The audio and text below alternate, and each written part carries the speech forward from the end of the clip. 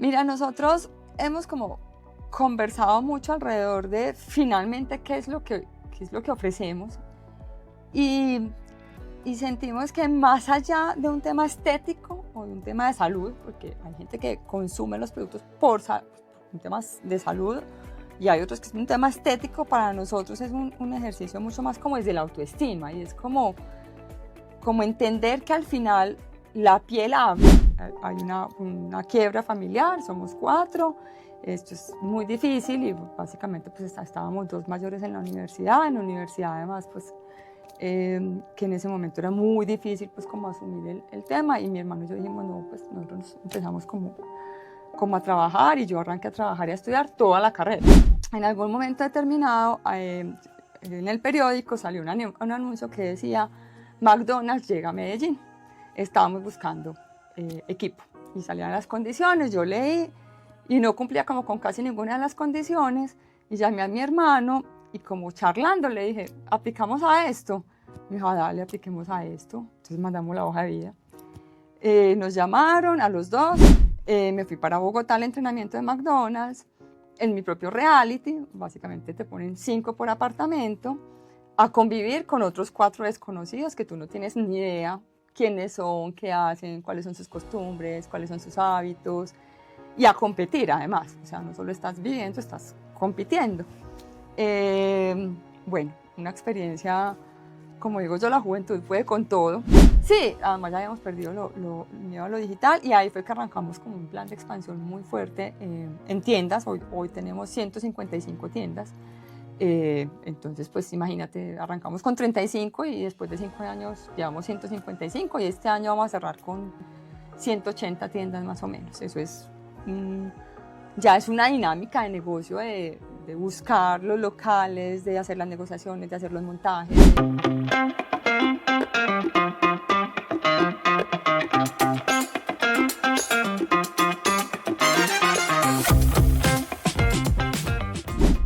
Hoy nos vamos a adentrar en un concepto profundo que toca fibras de verdad, el poder de la autoestima.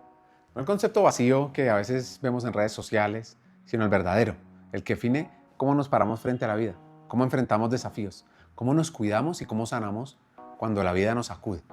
Hoy vamos a conocer la historia de Ángela, una líder que ha pasado por industrias muy exigentes, cargos de alto impacto y momentos de enorme presión.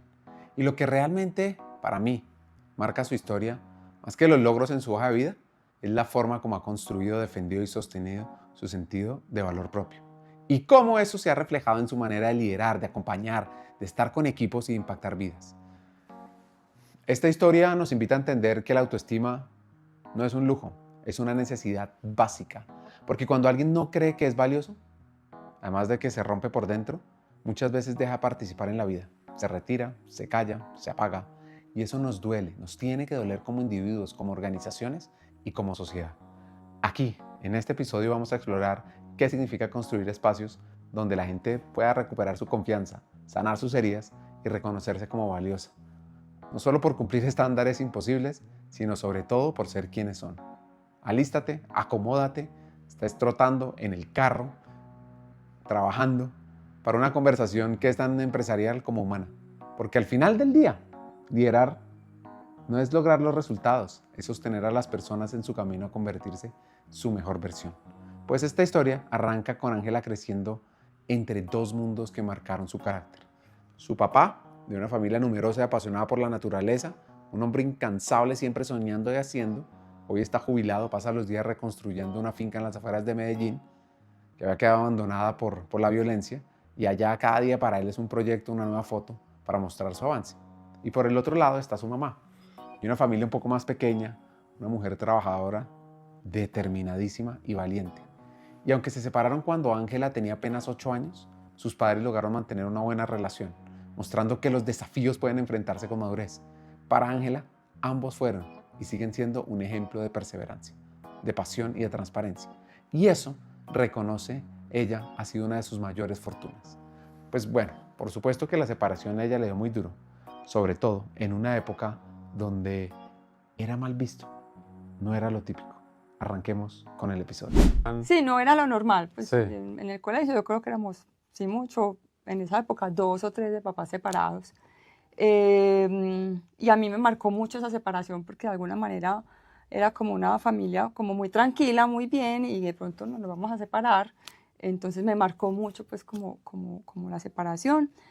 Sin embargo, como te digo, yo con buena relación, yo seguí viviendo con mi mamá, mi papá iba todos los días a la casa, nos hacía visita, y en general una infancia pues como muy tranquila. Eh, de alguna manera, con esa separación de los papás, yo fui asumiendo como unos roles en la familia como de mayor responsabilidad. Estaba como mucho más dedicada como a ayudar y apoyar a mi mamá en cosas, a mi papá en cosas, y de alguna manera como que ya en la adolescencia yo ya estaba mucho más como grande y responsable que lo que normalmente estaba en el resto Pero eso lo hiciste de tú mis por compañeros. iniciativa propia del subconsciente. Sí, eso yo creo que yo lo hice por iniciativa Sí. propia, el subconsciente, nadie me pidió que lo hiciera, pero pues al final, bueno, en buena parte porque mi papá pues de alguna manera respondía por algunas cosas, entonces yo lo acompañaba, lo ayudaba, mi mamá también, y bueno, yo fui creciendo como en esa dinámica familiar en la que ya siendo más adulta, terminé siendo como un miembro muy importante como un rol muy importante dentro de la familia, dentro de la configuración de lo que pasaba en el día a día. Sí. Y en algún momento, cuando tenía 16, 17 años recién salida a la universidad, hubo una circunstancia económica en la familia y en ese momento empecé a trabajar y a estudiar al mismo tiempo. O sea, ahí les dijeron, o sea, no Sí, hay ahí plata. ya nos dijeron, hay una quiebra familiar, somos 4, esto es muy difícil y básicamente pues estábamos 2 mayores en la universidad además pues que en ese momento era muy difícil pues como asumir el tema, y mi hermano y yo dijimos no, pues nosotros empezamos como a trabajar, y yo arranqué a trabajar y a estudiar toda la carrera. Yo cuando salí del colegio tenía que tomar la decisión de qué quería estudiar. Y en mi practicidad, en esa época el ICFES importaba mucho, entonces a mí me gustaban 2 carreras, me gustaba administración, y en esa época administración en EAFIT uno pasaba con un buen ICFES, derecho. Y me gustaba mucho comunicación, y comunicación como estaba tan apetecida, sí tenía un proceso más difícil, Era más porque difícil era entrar más a difícil entrar a comunicación. comunicación en esa época, No porque puede era el ser. boom de comunicación social, entonces allá había examen de admisión, había un corte por el ICFES y había unas pruebas que hacía la universidad, y uno pasaba o al primer semestre o a preuniversitario, y yo pasé a primer semestre, pasamos muy poquitas. Entonces en ese momento yo como que dije, bueno, yo voy a entrar a la comunicación y si no me gusta, pues me paso para administración, y en la administración voy a entrar derecho.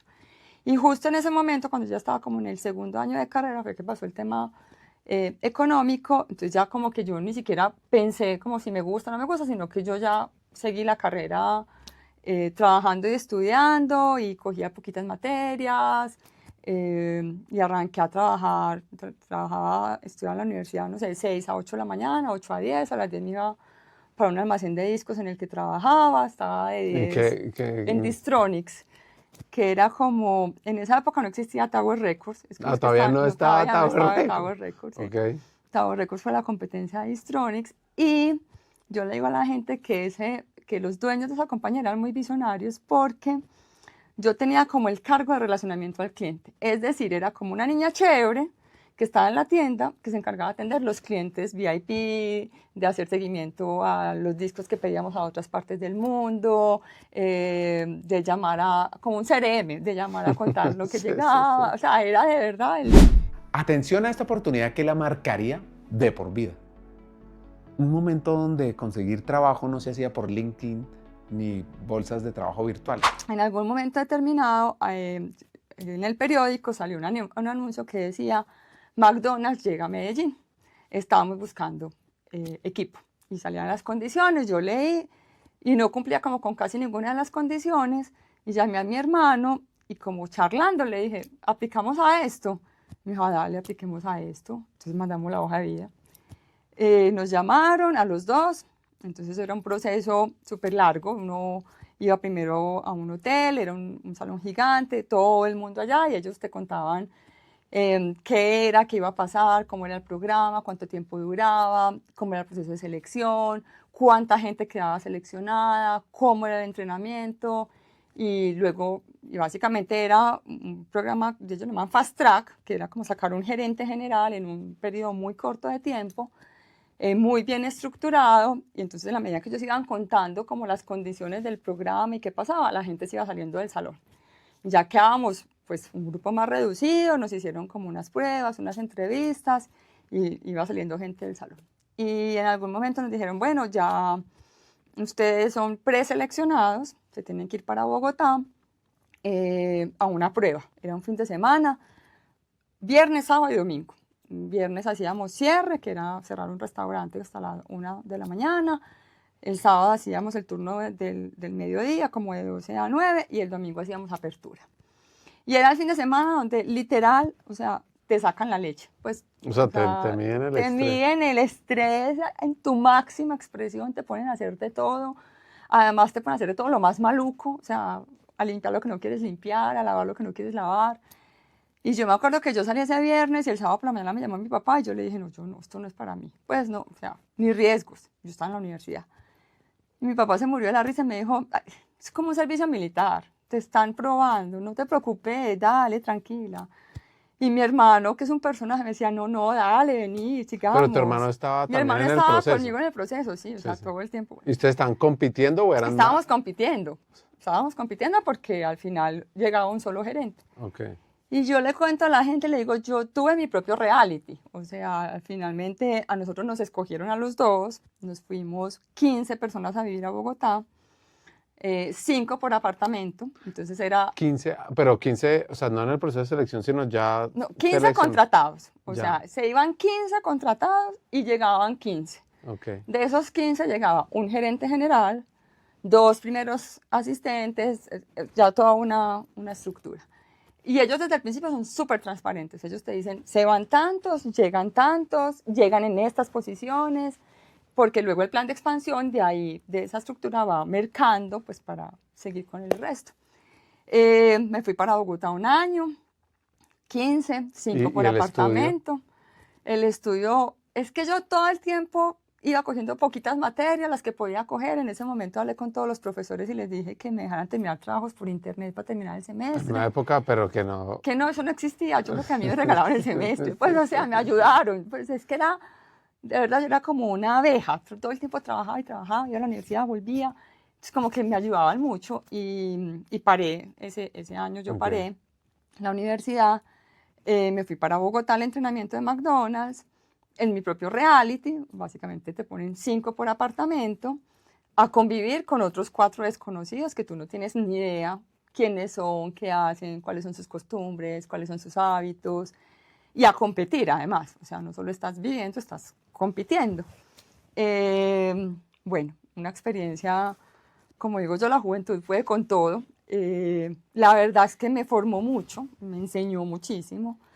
Pero yo la miro y digo, dura, o sea, dura porque tienes momentos de mucho estrés, tienes momentos de mucha competencia, es una organización de alguna manera en la que tienes que dar como mucho de ti, mucho esfuerzo, mucho conocimiento, muchas pruebas, mucho reto, pero la verdad es que además tiene muy buen marketing, o sea, es como estás trabajando en la compañía número 1 de comidas rápidas del mundo, no te corre sangre por las venas, sino ketchup, o sea, es una cosa de esas que uno dice como que, wow, ¿dónde estoy?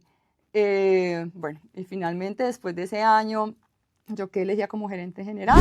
Pues imagínense que esta hacker paisa, a muy temprana edad, asume algo que pocos a esa edad se atreven a cargar: liderar el primer restaurante de McDonald's en Medellín, el de la Avenida del Poblado. Para muchos solo era un restaurante, para ella era una mini empresa en sus manos. Coordinaba mantenimiento, pedidos, finanzas, capacitación y hasta tenía a su hermano bajo su responsabilidad en esa empresa. Cuando fue a la Universidad de la Hamburguesa en Chicago, no aprendió a hacer hamburguesas, sino ahí fue que entendió el poder de liderar personas, cómo hacerlo, cómo formar equipos, cómo enfrentar los problemas de frente. Y esto me conecta con un personaje que se llama Howard Schultz, sí, el CEO y fundador de Starbucks. Él descubrió que cuando abrió su primera tienda de café no estaba vendiendo café, estaba construyendo un lugar de pertenencia y de propósito. Y Ángela, desde ese mismo restaurante, también entendió pronto que liderar no es mandar, es construir, es inspirar y sobre todo crecer mientras ayudas a otros a evolucionar, a crecer. Pues claro, que el reto de la necesidad de trabajar la llevó a demorarse mucho más que otros en graduarse, 7 u 8 años. Más la presión de McDonald's era alta, estar 24/7 conectada. ¿Cómo es eso? ¿Cómo se vive? ¿Y qué aprendió? Entonces, bueno, estaba haciendo comunicación social, no me había graduado, había trabajado en McDonald's y ya salarialmente estaba en un salario bueno y además tenía unas responsabilidades en mi familia, en mi casa, pues como con cosas de ese estilo. Entonces era como un reto, como quién me va pues como a dar la oportunidad. Y en ese momento, bueno, me acordé de una persona que había sido cercana a la familia, que estaba en la gerencia general de una compañía. Y yo le pedí una cita y le dije, yo quiero que tú me des una cita, yo te quiero contar yo en qué estoy. Entonces fui, le conté, mira, estoy en esto, en McDonald's hago esto, y yo quiero que sepas que yo quisiera buscar como otra alternativa, pero sé que no está fácil. Tiene que ser alguien que le apueste como al talento y como a las ganas, pues porque no tengo mucha experiencia, tengo mucha formación porque realmente el programa de McDonald's te forma mucho en muchas cosas.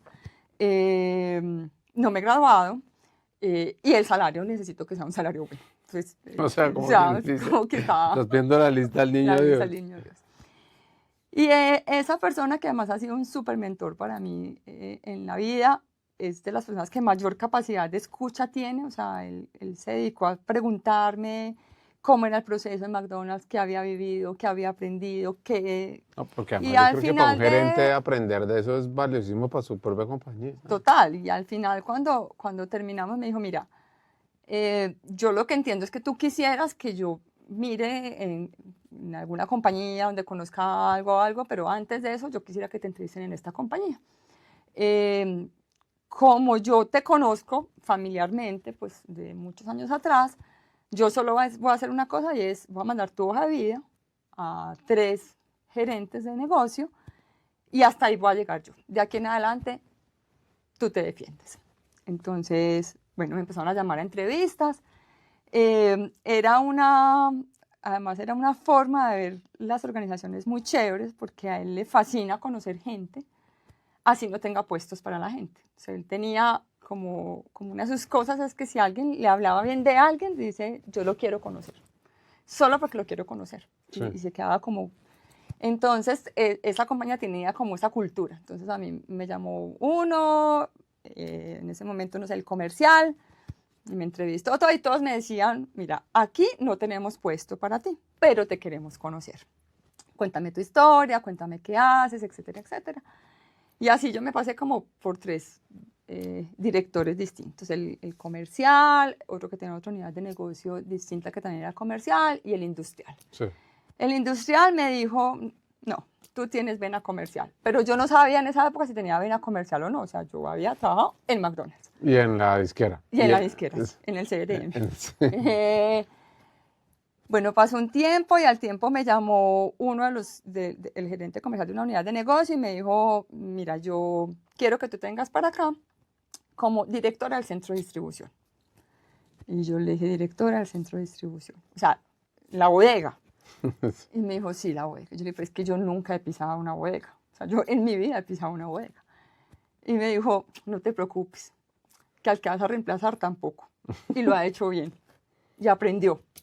Ese es un puesto que en esta organización nos gusta mucho porque tiene mucho contacto con otras áreas, porque aprende mucho de otras áreas y que si te va bien, rápidamente nosotros te vamos a mover, vamos a identificar como para que eres muy buena y te vamos a mover. Entonces yo renuncié a McDonald's, me fui bueno, yo le conté, yo estoy estudiando, no me he graduado, necesito salir a la universidad. Me dijo, no te preocupes, vamos a darte esas posibilidades, y eso es una de las cosas que de verdad agradezco profundamente, las compañías en las que trabajé y estudié al mismo tiempo y siempre estuvieron abiertas a la persona y no al título. A la persona, no al título, pero además a darte la oportunidad del horario, o sea, Sí. a darte la oportunidad pues de que tienes que salir, tienes que hacer el trabajo, tienes que reunirte con los compañeros y como que desde que tú respondas no pasa nada. Y no era pandemia, o sea, era hace muchísimos años que todavía no era tan fácil el tema, pues, como de ausentarse del trabajo. Entonces, llegué al centro de distribución con tan buena suerte que al que iba a reemplazar, yo lo conocía de la época de adolescencia, de rumbas, Y él adorado, o sea, me explicó todo, a mí me parecía que me estaban hablando en chino, un código de barras, una radiofrecuencia, una georreferenciación, o sea, de verdad todo me parecía como, no entiendo, o sea, explícame nuevamente. Y él me explicaba, y ahí empecé en el centro de distribución a manejar un centro de distribución. ¿Cuáles son las buenas prácticas para manejar un centro de distribución?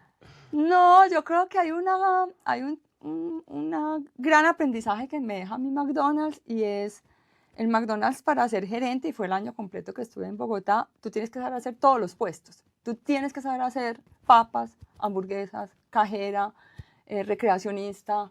Entonces, como que me acuerdo que mucho de lo que hice en el centro de distribución era como pegarme del operario y cuéntame tú qué haces, cómo lees el pedido, cómo te llega, cómo surtes, y empezar a entender un poco la logística de cómo se mueve un centro de distribución, y el que recibe, el que hace el inventario, el que surte. Entonces, creo que una de las grandes cosas en ese momento fue pegarme mucho a entender el proceso y a entender el impacto y a entender cómo se optimizaban los tiempos. Y bueno, ya me fui como encarretando y apasionando por el tema, y preguntando mucho, y viendo como buenas prácticas de lo que habían hecho otros, Sí. y ahí me metí. Y al año me llamó en ese momento el director comercial y me dijo, bueno, nosotros te vamos a cambiar de cargo, te vas a ir de Key Account del Éxito. Tampoco en mi vida había sido Key Account del Éxito, pero ya entendía. Ángela deja McDonald's, pasa a otra compañía y estando en esa empresa recibe una llamada para una oferta de Coca-Cola. Se puso roja, su jefe lo notó y dijo, él la conocía muy bien, a ti te están llamando a una entrevista. Y sí, ella fue a esa entrevista y cuando salió deslumbrada. Dijo, oiga, mi jefe es como la versión femenina de mi gerente actual. En efecto, lo era. Luz Alicia González era la hermana de su jefe actual y ella la entrevistaron a fin de una semana. Así que todo el domingo, todo el sábado se quedó pensando que no le cuente a mi jefe. Y cuando llegó el lunes le contó a Santiago, le contó a otros que le habían ofrecido esa oportunidad. Él le dijo que tenía que aprovecharla. Ella se fue a Coca-Cola y estando ahí en Coca-Cola le dicen, vas muy bien, por eso queremos que vayas a Bogotá, que te mudes. Y ella tenía en ese momento un novio que se volvió su esposo, les adelanto su historia, y él le dijo, yo quiero que nos casemos. Ellos llevan ya más o menos 7 años, pero yo no me quiero ir a vivir a Bogotá. Entonces hicieron un pacto. El que primero encuentre trabajo en Medellín iba a liderar la carrera. Y pues ahí el destino no tardó en aparecer. La compañía donde Ángela había trabajado antes la llamó para liderar un nuevo proyecto de expansión. No la buscó, no sabían en qué andaba, pero ella ya estaba en su radar. Y a veces el pasado abre puertas justo cuando uno más la necesita. Y en esa última empresa tuvo grandes aprendizajes. A ver, yo creo que uno es el reto como de asumir posiciones de liderazgo sin tener la formación. O sea, yo creo que uno, no sé, aprende en las universidades, aprende materias, aprende mucha teoría, aprende muchas cosas, pero ya el ejercicio de cómo liderar equipos de trabajo y cómo desarrollar gente y cómo no es tan fácil, ¿cierto? Y además Prevel tiene un estilo y una cultura y un ejercicio muy chévere de organización, y aprender ahí pues es obviamente una fortuna, pero también es un reto grande, pues porque son muchos años, además, digámoslo, desde muy joven, entonces incluso en algunos casos liderando equipos o de personas mucho más adultas o de personas que llevan muchos más años en la organización, entonces ese es un reto que creo que es muy grande. Y el otro yo creo que ya es cuando hay como un tema de responsabilidad de una unidad de negocio completa, que ya respondes es como por todo, o sea, no solamente los equipos, sino todo el tema financiero, las cifras, los resultados, las negociaciones, o sea, como que ya ahí sientes como El ya, peso de cada sí, decisión. como el peso de cada decisión, como que ya esto es muy en serio, ¿cierto? Porque hay otros momentos donde, claro, tú respondes y asumes y lideras o un proceso o unos equipos, pero pues el impacto es mucho más pequeño, pero cuando ya es sobre una unidad de negocio completa, pues Sí. sientes el impacto. Yo creo que son como los dos más grandes, pues. ¿Y qué pasó o sea, estabas en Prevel? Bien, pues creciendo un montón, creo que llegaste como a cargo de vicepresidente. ¿Y si estabas contenta ahí? Sí, mira, yo realmente Prevel es una organización hermosa, o sea, es espectacular. Yo estaba en la vicepresidencia comercial y todos los retos y todo por hacer en ese momento. Había que hacer como una reestructuración, una organización grande en la compañía por momentos en los que estaba pasando la compañía. Y me acuerdo que en ese momento yo estaba súper preparada para que en cualquier momento me echaran. O sea, es como que hay veces en la organización y cuando ya llevas tantos años que entiendes que para hacer reestructuraciones llega un momento donde hay que tocar cargos grandes o gente grande, porque ya tocar cargos más pequeños o personas más pequeñas ya no va realmente a mover la aguja en términos de reestructuración como lo debería mover. Y llegó el momento donde simplemente a mí me dijeron, hasta aquí llegamos. Hace poco leí un libro que se llama Necessary Endings de Henry Cloud. Me quedó dando vueltas una frase donde él dice, las pérdidas no resueltas viajan con nosotros. Es una imagen brutal, pero profundamente cierta. Cuando no procesamos un duelo, ya sea por un despido, una relación rota, un ciclo que se cierra, el dolor no desaparece, simplemente cambia de máscara y nos acompaña al siguiente capítulo. Cuando hablé con Ángela me hizo pensar en eso, mucho en eso. Ella que había vivido cambios de empresa, de ciudad, de industria, que ha enfrentado momentos decisivos donde decir sí significaba soltar otra cosa importante, había que enfrentar un nuevo reto. Cloud, el autor de este libro, nos dice que el duelo no es una señal de debilidad, es una señal de salud emocional. Negar el dolor al ser despedido, minimizarlo o cubrirlo con frases típicas como todo pasa por algo, Dios sabe cómo hace sus cosas, solo posterga el momento en que de verdad sanamos. Así que ahí hay que mirar de frente la pérdida, dejar que duela, dejar que nos enseñe. Y otro aprendizaje que les quiero compartir de ese libro es que perder un trabajo no define tu valor. El rol no es tu identidad. Y eso es algo que tenemos que recordarnos constantemente, sobre todo cuando llega un final inesperado. Como él dice, lo que no se poda no florece. Sin cerrar ciclos no podemos crecer. Pues a mí me inspira Ángela cómo tomó decisiones difíciles, cómo lo hizo con coraje y con propósito. Cuando tuvo que decidir entre Bogotá o Medellín, entre carrera o vida personal, entre estabilidad o riesgo, no huyó al dilema, lo enfrentó, lo habló, lo resolvió y eso es liderazgo emocional. Así que en toda esta historia, Ángela es despedida, debe salir. ¿Cómo asume ese reto? ¿Cómo va tomando decisiones? ¿Y cómo reconstruye esa esperanza, esa intención y ese nuevo liderazgo? Mira, yo creo que uno, por lo menos en mi caso, y lo he hablado como con personas cercanas, creo que en nuestra sociedad está muy mal visto que te echen. O sea, es como que ese proceso de que te echen debería ser un proceso como más natural, más fácil de asumir. O sea, las relaciones empiezan y se terminan, ¿cierto? Y ahí laboralmente el vínculo empieza y se termina, ¿cierto? Lo que pasa es que creo que en nuestra sociedad, o por lo menos en Medellín, no es tan fácil como, sobre todo cuando llevas tantos años en una organización y cuando de alguna manera tienes como ese cargo, ese reconocimiento, es un golpe duro para el ego, es un golpe que da susto, no sé, es como que te tienes que reconciliar con ese momento.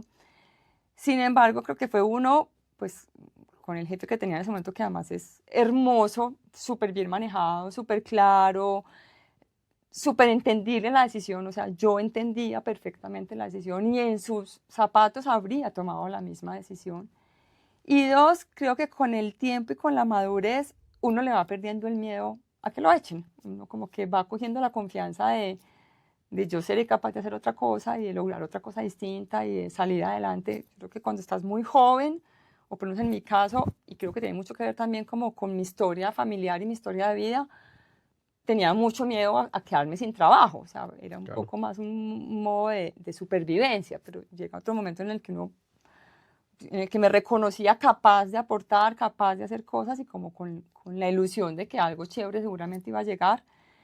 Y la verdad es que, como se lo digo a la gente que es muy cercana, me llegó el mejor regalo de la vida laboralmente. O sea, a mí lo que me ha pasado en Medipiel personal y profesionalmente ha sido espectacular. Entonces, honrando esa historia de Prevel, de McDonald's, de Coca-Cola, honrando esos aprendizajes, como todo lo bonito que hay ahí alrededor, digo, a uno le llegan las cosas cuando le tienen que llegar y cuando uno menos pensaba que le iba a llegar. Y a mí me llegó Sí. la oportunidad de Medipiel, pasando un duelo muy difícil después de tantos años en una organización, porque además no es solo los años, sino lo que significa esa organización para tu familia, para ti. Hasta las mismas Sí, o personas que sea, trabajan ahí. las personas que trabajan ahí, todo. Es como que construyes mucha parte de tu vida alrededor de una organización. Y me llegó la oportunidad de Medipiel y creo que es de los mejores regalos que me han llegado en la vida profesional. Le dijeron que se tenía que ir. Ella lo entendió perfectamente. Le dieron 3 meses para buscar trabajo, lo consiguió y es ahí donde está hoy.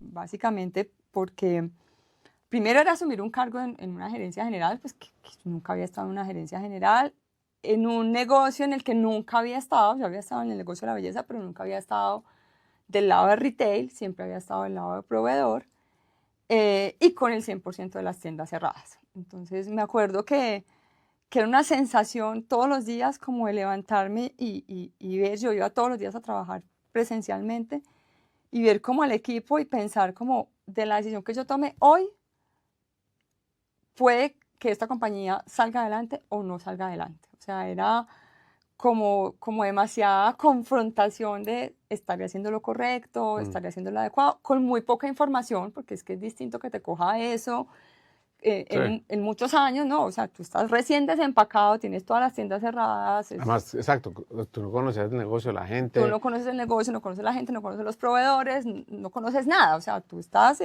en modo Sí. entre nuevo y además en modo supervivencia. ¿Pero Medipiel ahí era grande ya o era...? Medipiel en ese momento tenía 36 tiendas, estaba muy concentrado en Antioquia, tenía un poquito de tiendas por fuera, pero creo que tenía unas bases muy bonitas de negocio. O sea, había, digámoslo, como muy buena materia prima desde el punto de vista como de modelo de negocio. Y la realidad es que en el proceso de selección, pues yo pregunté mucho como cuáles son los retos, qué esperan de mí, cuáles son los objetivos, y había mucho como en un tema de formalizar un poco más la organización y ya pues de presentar como el plan que se fuera a dar, pero en ese momento, ¿cuál plan? O sea, en ese momento el plan era sobrevivamos, ¿cierto? Entonces, fue un reto muy lindo.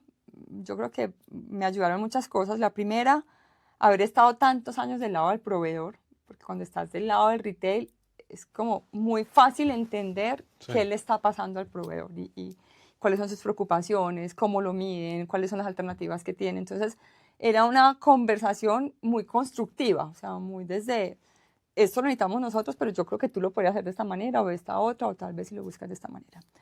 Dos, le digo mucho al equipo como, yo creo que yo no habría tomado las decisiones que tomé en este momento.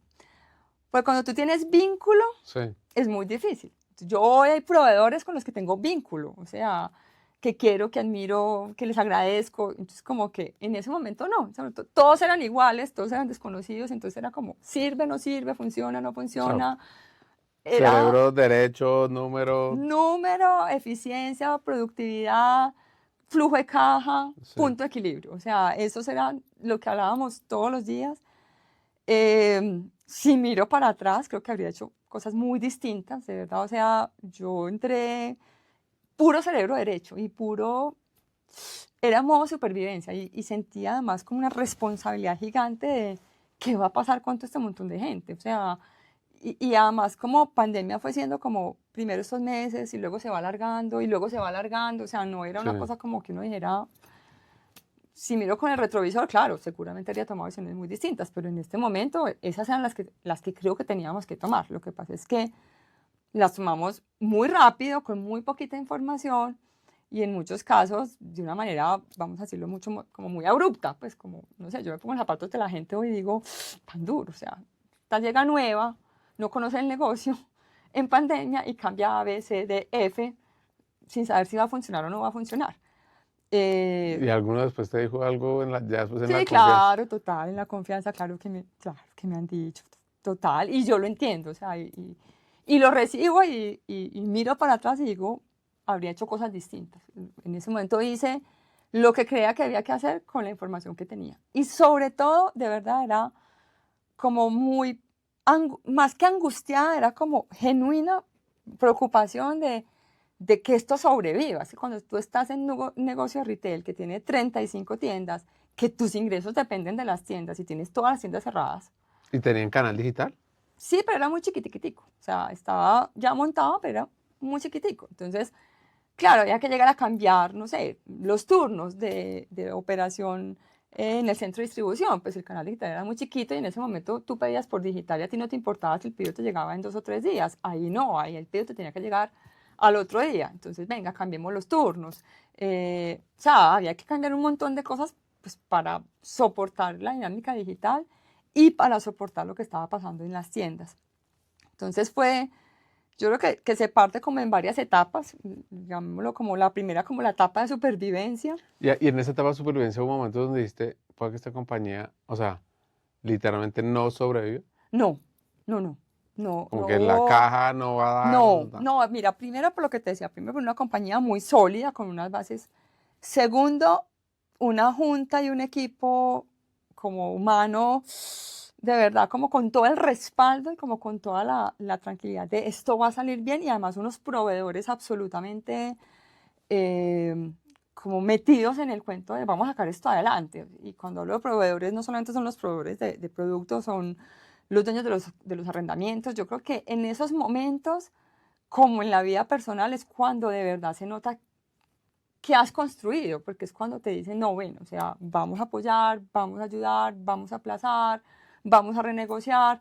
Entonces, como te digo, creo que el negocio como negocio, comparado con lo que es hoy, era un negocio más pequeño, con muy buenas bases, pues que permitía tener unas conversaciones mucho más como constructivas y sólidas. Entonces, era una etapa de supervivencia, pero que yo me acuerde, no siento como que en algún momento hubiéramos dicho, nos vamos a quebrar, no. O sea, pero sí era una obsesión por el flujo de caja, por el gasto y por, o sea, era metida al detalle, ¿qué es esto? ¿Cuánto vale? ¿Aporta, no aporta? ¿Lo podemos cancelar? ¿Qué es esto? ¿Dónde está? ¿Qué hace? O sea, era un nivel de, y eran muchas decisiones de quitemos esto, acabemos esto, devolvamos esto, que no tenías toda la información, pues porque llevabas, no sé, 15 días en la organización.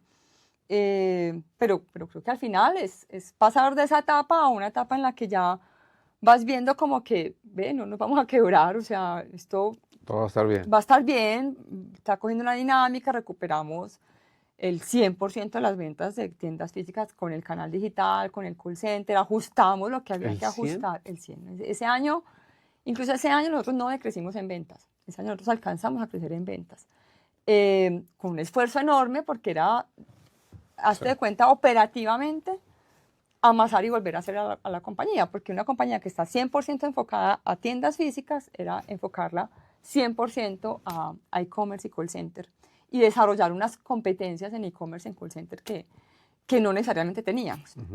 Entonces ya vino como ese proceso y ya muy rápidamente vino ya el proceso como de una junta diciendo listo, o sea, ahora sí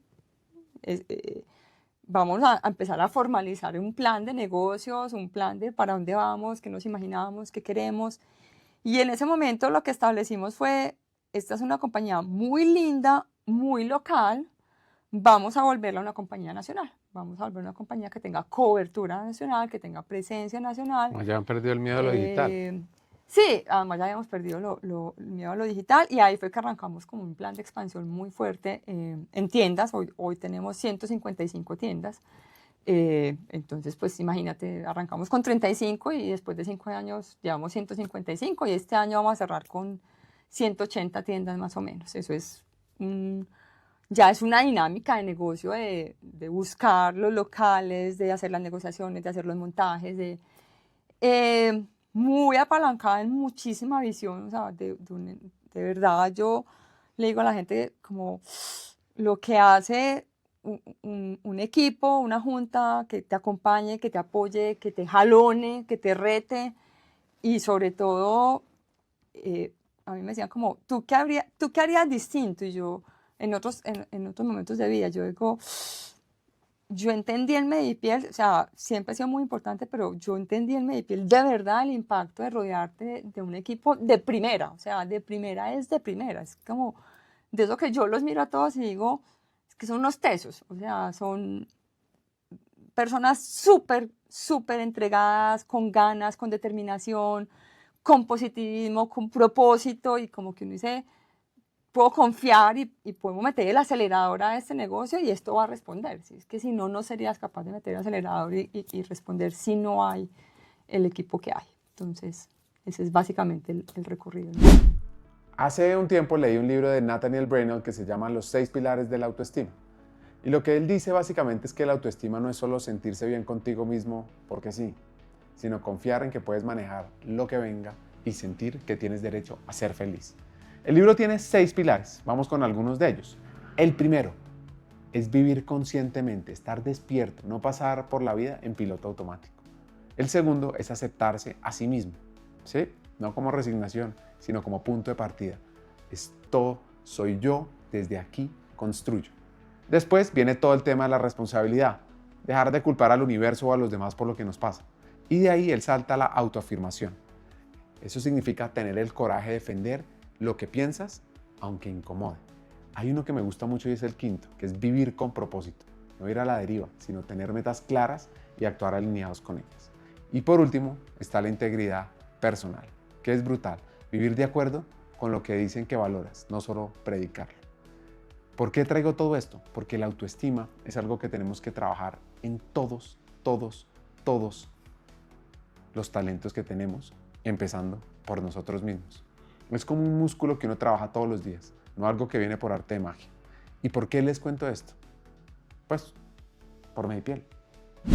Mira, nosotros hemos como conversado mucho alrededor de finalmente qué es lo que ofrecemos y sentimos que más allá de un tema estético o de un tema de salud, porque hay gente que consume los productos por un tema de salud y hay otros que es un tema estético, para nosotros es un ejercicio mucho más como desde la autoestima y es como entender que al final la piel habla, o sea, la piel te transmite un montón de mensajes alrededor de una persona.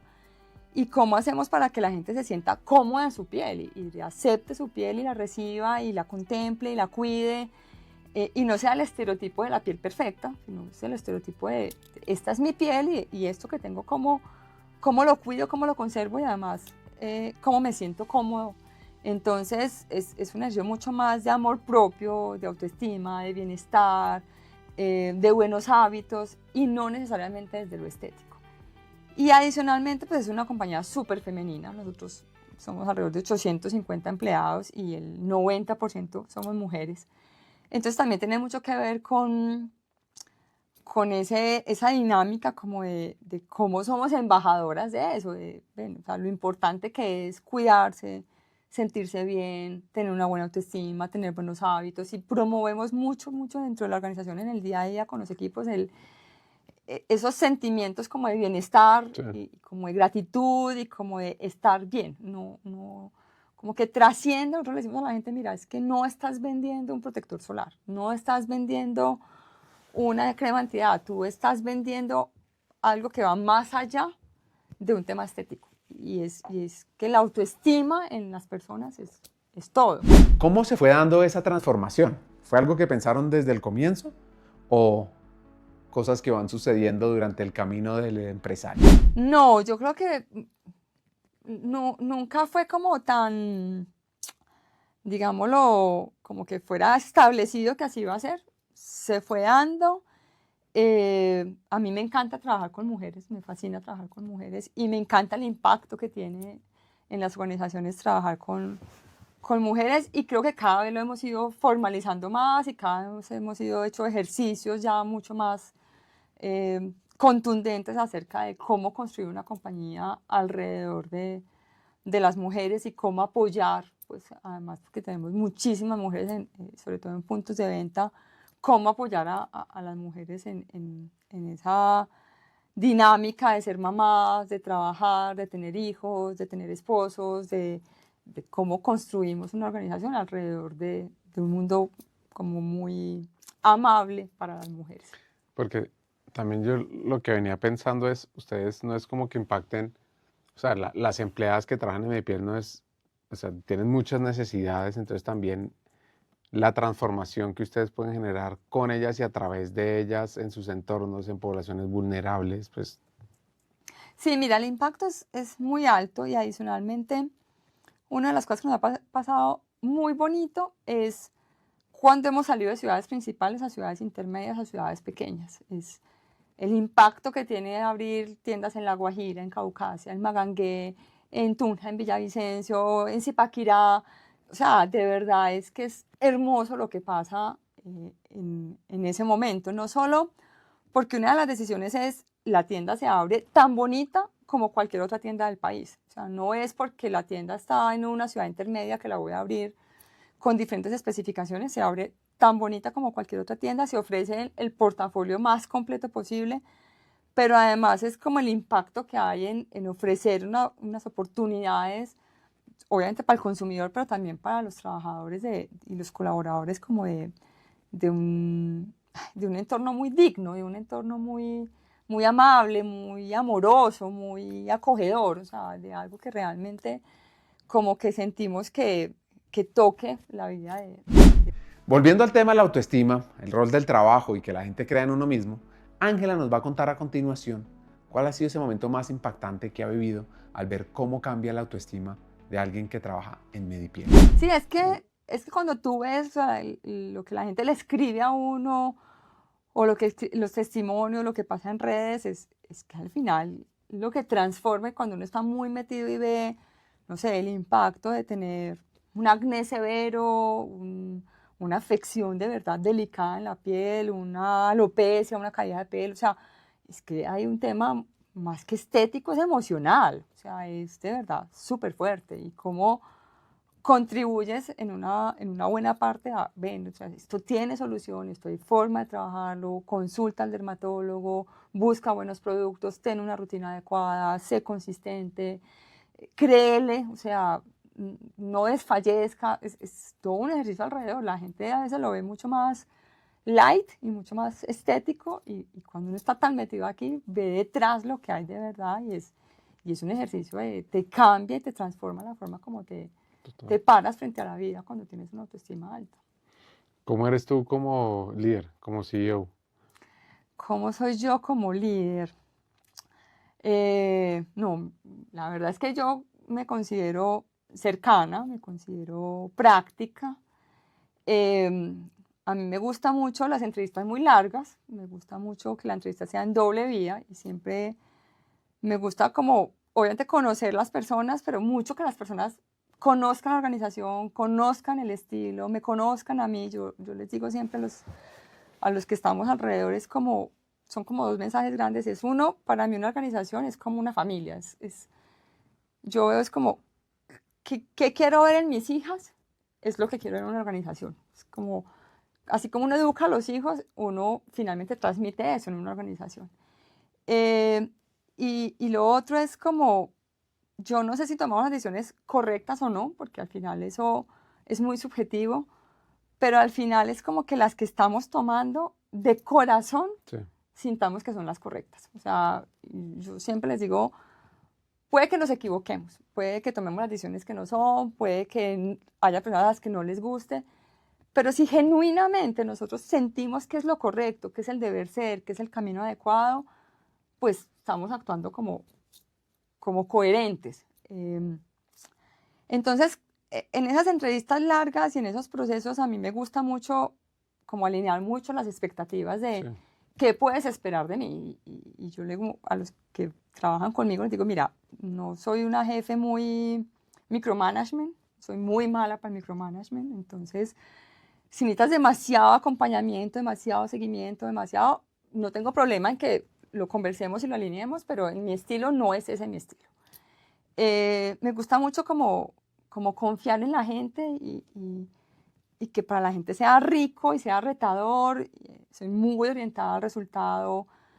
Me gusta trabajar bueno, o sea, a mí me fascina trabajar. O sea, Sí, yo no me siento workaholic, pero a mí me gusta mucho trabajar. A mí, así como Me fascina mi rol de mamá, me fascina mi rol de esposa, me gusta el rol de trabajar y me encantan las posibilidades que el trabajo me da de contactar, de conocer, de explorar, de viajar. Entonces, para mí no es como que, ay, no, o sea, de verdad que me gusta. Y en ese me gusta, le digo mucho al equipo, nos tiene que saber bueno. O sea, porque que esto no sepa maluco, ¿no? Sí. Entonces, me parece rico un equipo con el que uno pueda salir y conversar, pueda reírse, pueda hablar de la familia, pueda hablar de los proyectos.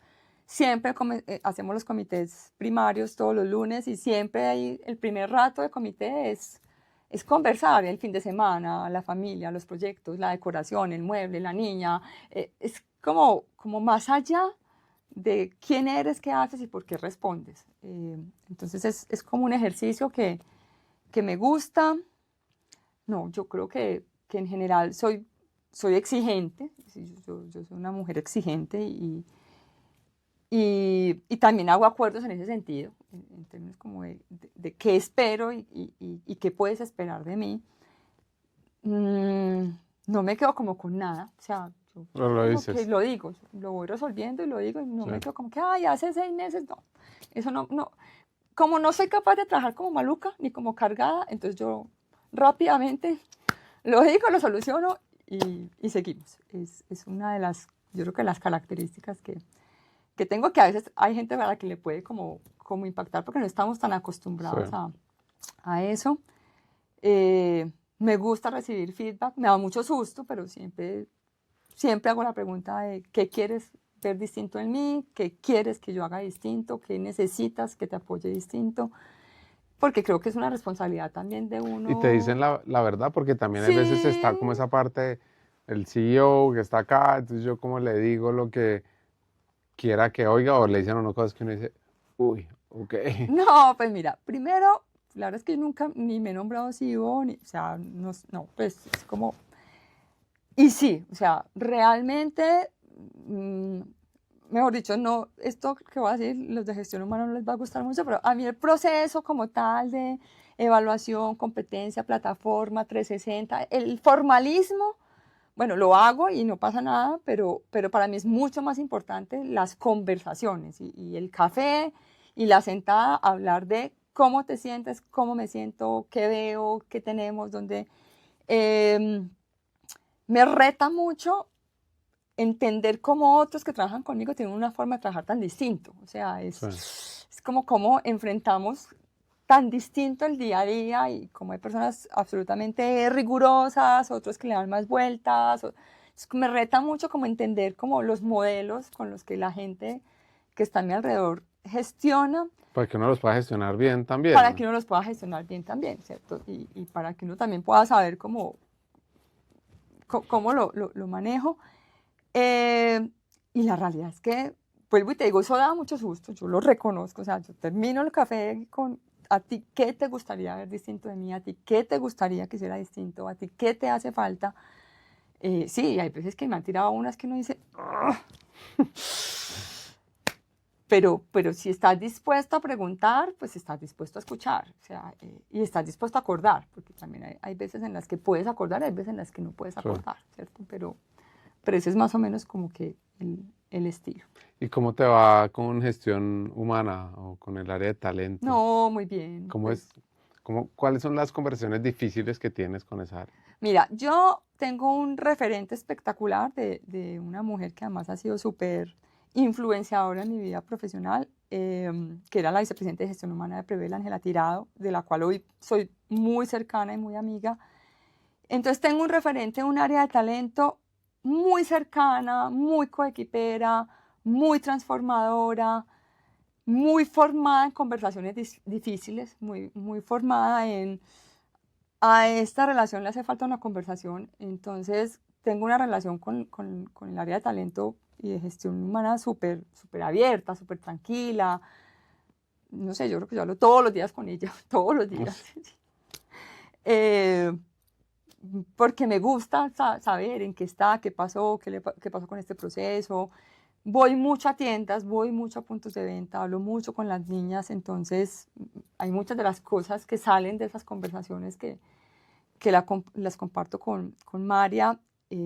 No, en general para mí es un área súper fundamental y y que me genera mucha confianza y mucha tranquilidad. O sea, y creo que al final eso es lo que tiene que pasar, que tú te sientas con la confianza de poder decir, oye, revisemos esto, miremos esto, ponle cuidado a esto otro, hablemos con tal persona. Entonces es un área con la que me siento súper cómoda, pero es que además he tenido muy buenos referentes de esa área. ¿Y qué es lo más difícil de liderar una compañía que además está creciendo a ese ritmo? Mira, yo creo que lo más difícil es alinear expectativas. Es en una compañía que crece a este ritmo, que tiene la cantidad de retos que tiene, la sensación como de hay demasiadas cosas, hay demasiados proyectos, hay demasiados retos, vamos demasiado rápido. Gestionar eso es difícil. Y yo le digo mucho a los equipos, en las entrevistas, por favor, seamos absolutamente sinceros. Y eso lo aprendí de McDonald's. En McDonald's, cuando nosotros entrevistamos a los pelados, uno le dice al pelado, mira, a ti te toca lavar baños. No, claro, no hay ningún problema. Yo No, estoy para mira, las que eso, sea. para las que sea. Sí. Y oye, pero es que cuando en el playground el niño se meta al playground y se vomiten, toca limpiar el momento. No, tranquila. Y ya cuando eso pasa, entonces yo le digo mucho a los equipos como uno tiene que saber qué promete y qué no promete. Y entonces Sí. en un negocio de retail hay cosas en las que uno puede prometer, pero hay cosas en las que no. Les digo, mira, aquí trabajamos prácticamente 365 días al año, horarios de centros comerciales. Entonces a un chico que vaya a un centro de distribución, tú no le puedes decir que el Día del Padre, el Día de la Madre, el Día del Amor y la Amistad y el Día de la Navidad va a estar libre, porque son las épocas en las que estamos fuleados de pedidos. Entonces como que a mí me gusta mucho, hago mucho ejercicio con los equipos de esta compañía tiene cosas muy chéveres, pero este mismo reto tiene cosas que a veces para muchas personas puede que no sea tan chévere y hay que saberlo gestionar y hay que tener la sinceridad de decir, en este momento compañía estamos aquí. Para mí, gracias a Dios. O sea, difícil las compañías que están cerrando, que están liquidando, que están reestructurando, o sea, que su problema es otro y que su energía está metida en otro. La energía nuestra está metida en expansión, en crecimiento, en desarrollo, en alianzas. Entonces, ese mindset, por lo menos para mí, para el equipo que me acompaña, es súper emocionante.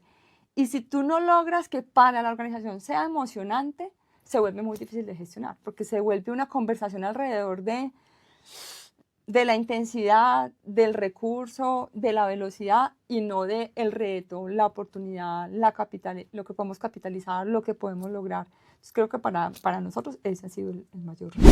No podemos cerrar el episodio sin un par de consejos.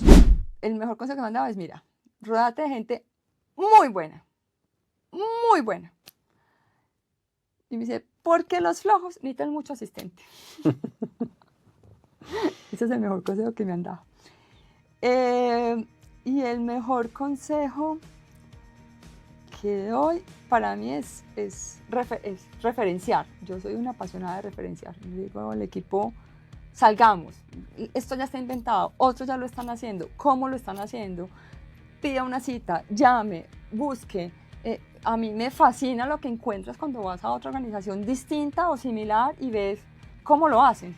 Entonces, para mí el mayor consejo es muchas veces estamos como en unas conversaciones que digo, ¿cómo lo hacen otros?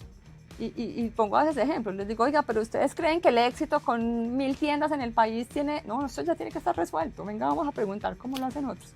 Entonces, creo que el mayor consejo que doy es referenciemos, vamos a ver cómo lo hacen otros y aprendamos de otros. Muchas gracias, Ángela, por participar en Hackers del Talento.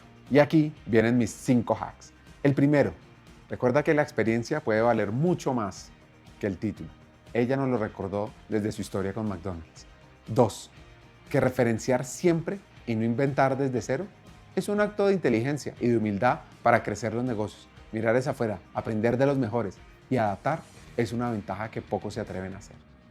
3, que el impacto va más allá del producto. Cuando trabajas para tocar vidas, no solo para vender, se nota en cada cliente, en cada conversación y en cada transformación. 4, que ser dueño de tu historia desde joven es una ventaja poderosa. Y por último, recuerda algo, las relaciones se transforman, no se rompen. Cambiar de empresa, de rol o de industria no es traición, es evolución. Y si te sacan, no pasa nada, la vida sigue. Hasta un siguiente episodio, sigamos hackeando el talento y síguenos en nuestro nuevo canal de YouTube.